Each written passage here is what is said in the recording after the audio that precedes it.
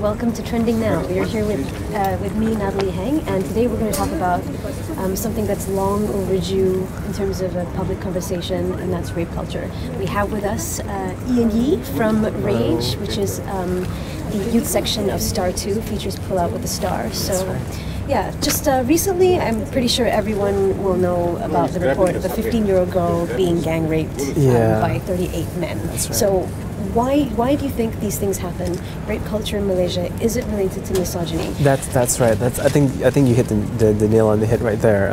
That's actually the story we're working on right now, and how misogyny affects young women in Malaysia, because it's a conversation that nobody really likes to have, right? When it's discussed, it always brings up it always divides, opinion. It's true. I don't really hear about it a lot.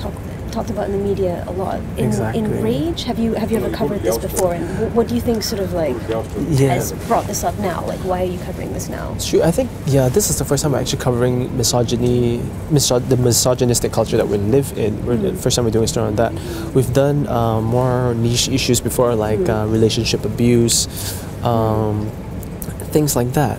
But I think this is the perfect time to talk about it, right? After the Elliot Rodger case, which is what really the Yes All Women hashtag was about. I'm not sure if you heard about, you kind of heard a bit about it, right? I think a lot of people have.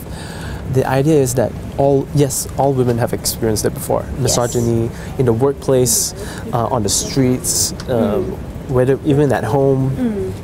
So it's time to have that discussion. But it's an interesting question when you talk about all women have experienced it. So I guess it would be useful to actually say what the definition of misogyny is. So according to the internet, it's defined as reflecting or exhibiting hatred, dislike, mistrust, or mistreatment of women. Do you really think that cultural trivialization of sexual aggression is related to misogyny? Surely all the things that happen can't be because men hate women.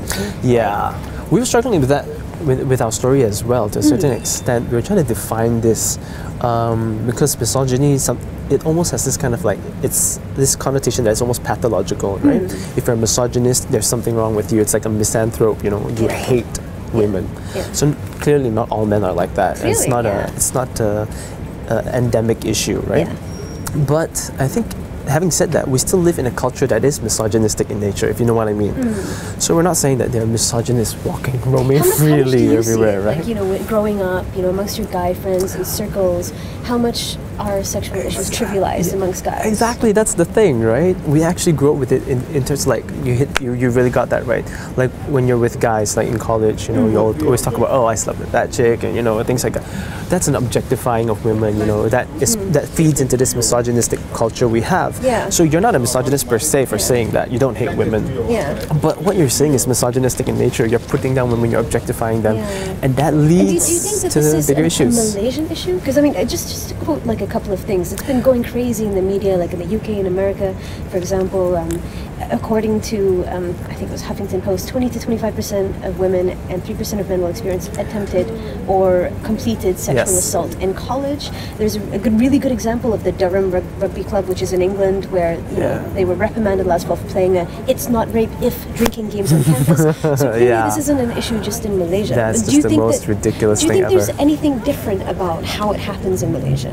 What are the differences, do you think? I don't know. Yes, I think they manifest themselves in different ways, but the issue is definitely still there. For example, in the US, it comes a lot from the culture in colleges.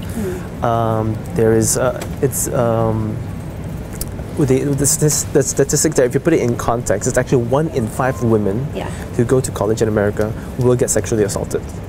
That's a scary statistic. It all comes from drinking and things like that. And that makes it seem like it's common. I mean, that makes it feel like that kind of statistics implies that it's culturally accepted. Yeah, in Malaysia, it's different. It happens, but in a different way.